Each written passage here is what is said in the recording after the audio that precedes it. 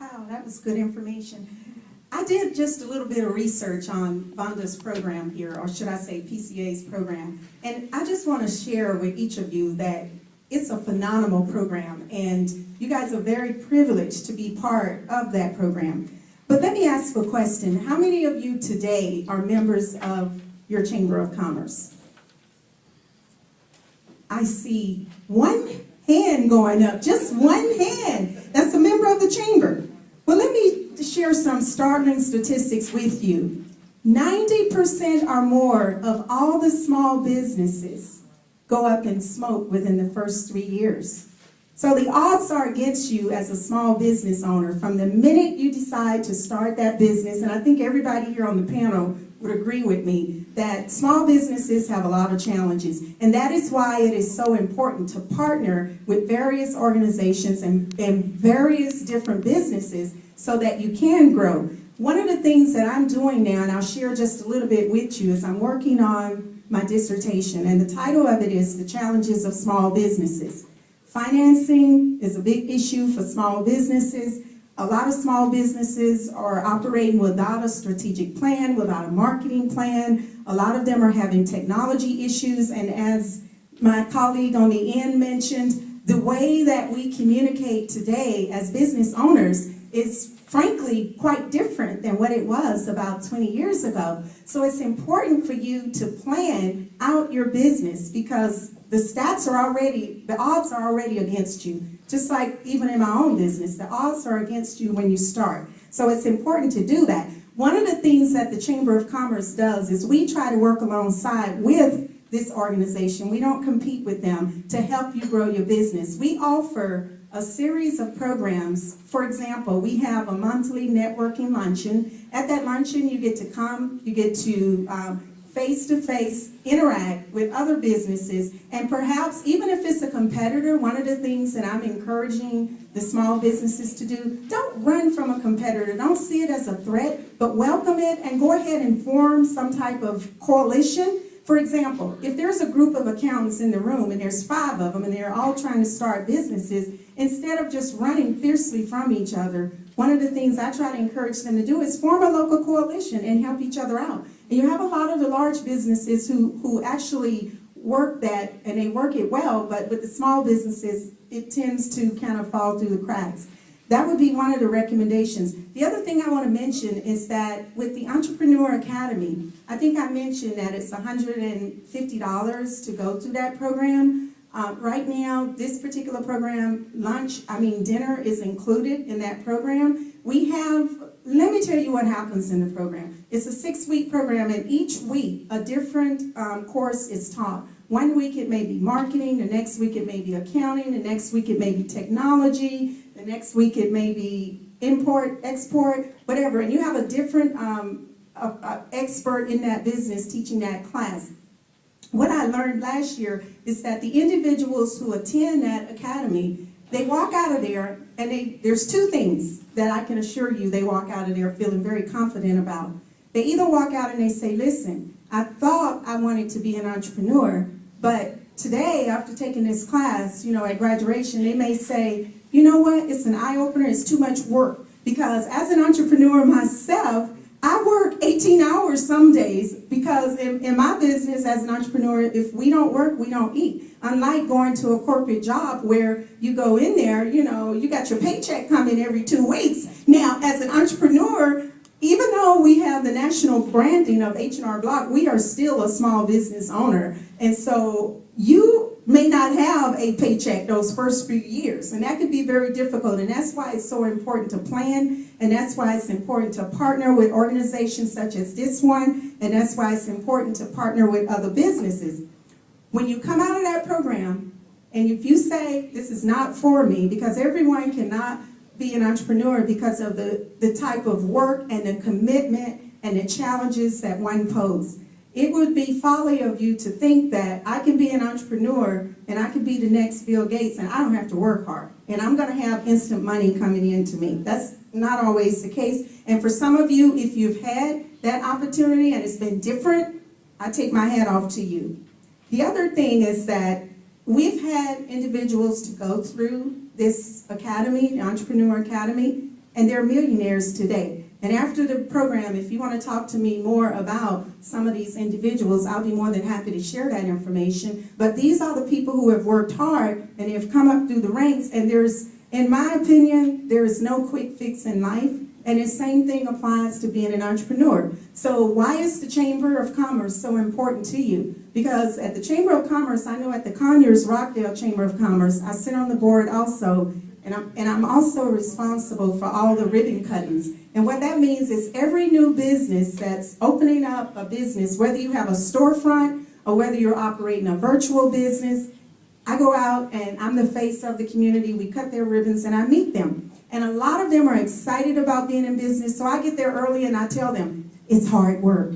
It's hard work opening a new business. It's not going to be easy. But if you partner with other individuals, you can kind of lighten your burden, and it's always a little easier. Because when you start as a new business, you're not going to have all the resources available to you at that time. Why not partner with a banker, or partner with an accounting firm, or partner with the import-export business, or business solutions down on my end, or even my basic LLC. Partner with others in the room, and because there is power in numbers, and in order to be successful, you have to take advantage of it. The other thing that the Chamber does is every Monday we have a representative from SCORE.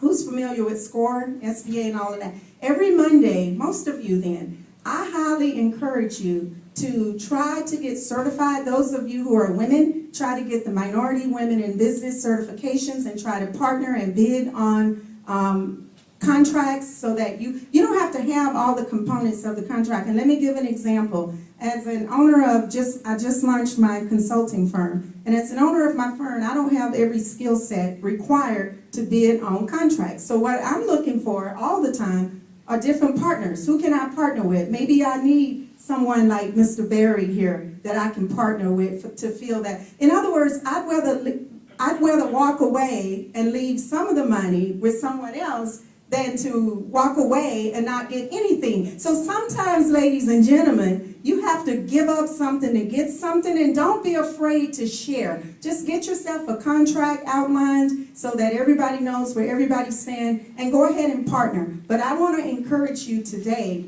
to join the Chamber. And if you want to join the Rockdale, Conyers Rockdale Chamber of Commerce, you can contact me, or you can go to the website, and there's a ton of support there to help you be successful. Thank you. Ms. Adoma, Any questions? can you speak to the benefits of networking, the value of networking? Oftentimes, small business owners, they think they need to stay on their own little island. But can you speak to the benefits of networking and the detriments of not networking? Oh my God, I could talk all day, but for the sake of respect for everybody on the panel, I'll try to make it brief. Networking is the lifeline of your business.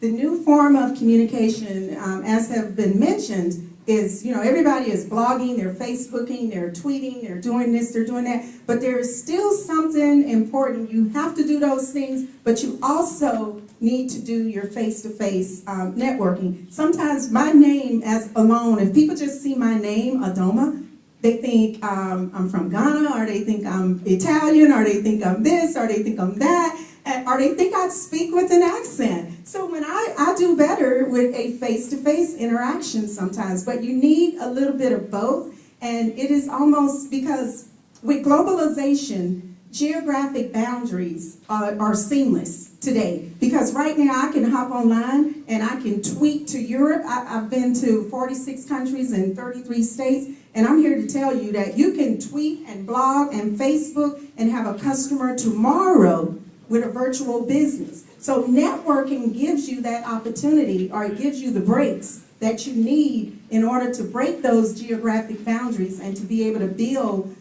the partnerships. Because right now, what I'm finding is that, even in the research for my dissertation, is that partnering and merging with other businesses is a viable, great opportunity for small businesses, especially if you're like, I don't know, some of you in here might have deep, deep pockets, but what I have found in my research is that most small businesses are struggling. Most of them, even paying for a seminar such as this, can be difficult. But if you network with other people and you develop some trustworthy relationships. And I think of a relationship just like if you were dating or courting somebody, you have to nurture it. You have to nurture it. You need to meet with those people. You need to Facebook with them. You need to tweet. You need to blog. But networking today will make or break your business. So you cannot be on an island. And networking just with people in your industry, that's the biggest mistake you can make, thinking, well, he can't do anything for me. And let me give a quick example. I sat in a room once, and I got ignored by everybody. People just didn't come over to me. People never know. I'm sitting there, I'm ready to partner. You know, I'm ready to do something. I'm ready to take action. I got the checkbook ready. And I totally got ignored. And I left the room. I wasn't going to go chase the business down. But being proactive and going to people and letting them know what you do, how you do it, and being able to be brief. The elevator speech, I don't really, yeah, it's good. But you need to be able to say, maybe your speech is, people say, what do you do? And you might say, well, if you dream it, I'll make it happen. Or something like that. And then the first thing they're going to do, they're going to get curious. And they're going to want to know, what does she mean by that? Has she lost her mind? But I tell you what, they'll follow you. Any more questions on the chamber? I have a question. Do you have to have a business license in Rockdale to become a member of the... Good question. I'll address that and then I'll pass the mic along. To become a member of the Conyers-Rockdale Chamber of Commerce, you do not have to be a resident of Rockdale County, unlike some think. You don't have to have, a special license or permission to come into Rockdale. We also, one of the things I also chair are the business seminars. So whenever there are business seminars that are sponsored by the chamber, then I work along with them to present those chambers at seminars. But to answer your question, you can join the chamber. We have one of the best chambers. We have more members than some of the larger counties, more active members. And as I said, this year we just got the award for our chamber being the best chamber. And we launched this year a Shop Local campaign. I'll be real brief, but I want you to know this. And I chair that campaign, and what that campaign is that we encourage the businesses there. I get out there and hit the floor, knocking on doors, and what we do, we've partnered with the mayor of Rockdale, the board of commissioners, the school board, and a lot of businesses. And what I do on the 20th of every month, we encourage people to go out and do what? Shop local. Because we send a lot of business. Globalization, you need both. You need to take care of home, and then you need to learn how to partner with your global partners. But if you're not taking care of home and you're partnering with your global partners, it's like feeding somebody abroad and not feeding your family. So I want to encourage you to spend your money local first, global second. Thank you.